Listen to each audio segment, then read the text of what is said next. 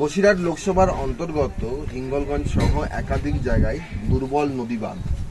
এখনো যা পরিস্থিতি, জোয়ারের জলে নদী বাঁধ যে থাকবে সে গ্যারেন্টি নেই, সে নিশ্চয়তা নেই। ভোট কেন্দ্রগুলির অবস্থা তথাপিবচ্ছ, স্যাঁতস্যাঁতে দেওয়াল, কোথাও কোথাও জল ছুঁয়ে পড়ছে, অনেক জায়গায় প্লাবিত হয়েছেন মানুষ। এই পরিস্থিতিতে ভোট শনিবার কি বলছে? আসলে সুন্দরবনের মানুষ তো নদীর ধারে বাস, ভাবনা 12 মাস। আমাদের একটা প্রবাদ বাক্য আছে, আমরা যারা সুন্দরবনে বাস করি তাদের 12 মাসেই এই চিন্তা থাকে, ওয়েদার খারাপ হলেই নদী বাঁধ কোথাও না কোথাও ভাঙবে। দ্বিতীয়ত বিষয় হচ্ছে, নদী বাঁধের প্রতি তো কারো লক্ষ্য নেই।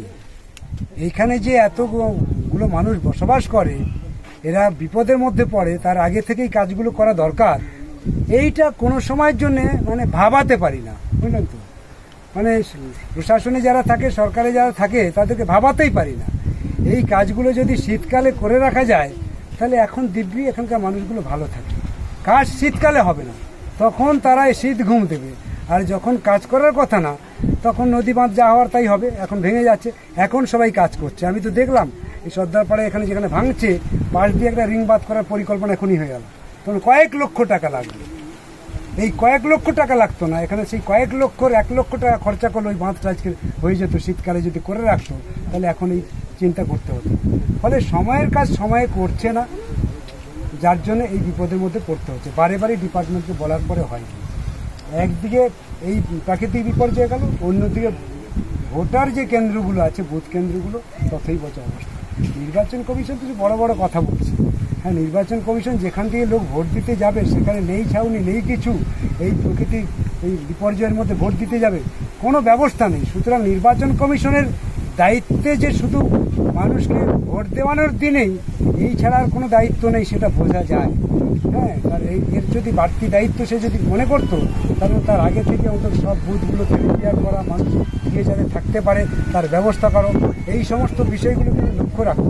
এই সব ব্যাপারে আমি দেখেছি নির্বাচন কমিশনের বিরাট অবহেলা, অন্তত সুন্দরবনের ক্ষেত্রে।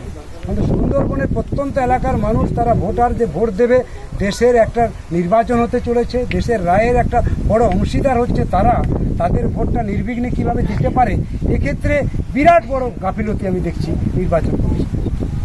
আপনি যে পথ দিয়ে যাবেন এখন যোগেশগঞ্জ, সেই পথে আপনার নাম দিয়ে বলবে মাধবকাঠি পঞ্চায়েত সমিতি তত্ত্বাবধানে তৈরি বন্যার্থদের আশ্রয়স্থল, সেখানে এখন ধান সংগ্রহ কেন্দ্র।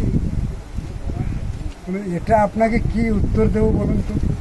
সরকারের ভাবনা যদি এইরকম হয়, ঘোষণা হচ্ছে কবে থেকে যে প্রাকৃতিক বিপর্যয় হচ্ছে, রেমাল আসছে, খুব খারাপ হবে, তাহলে এই খবরটা যখন সরকারের পক্ষ থেকে ঘোষিত হয়েছে আবার, তাহলে সব কিছু যখন আমরা জানছি, তাহলে জানার পরে ত্রাণ শিবিরগুলো অন্তত যেখানে মানুষ আশ্রয় নেবে, সেখান থেকে অন্তত আজকের যেটা করছে ধান ক্রয় কেন্দ্র, সেটা অন্তত 1 সপ্তাহ আগে উঠিয়ে নেওয়া উচিত ছিল, গুটিয়ে নেওয়া উচিত ছিল।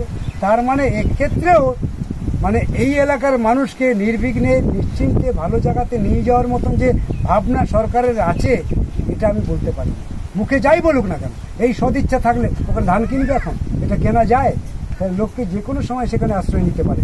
আপনি যান না পাশ দিয়ে ঘুরে ঘুরে, কত লোক আজকে দুপুরবেলা রান্না হচ্ছে না, দুপুরবেলা রান্না নেই।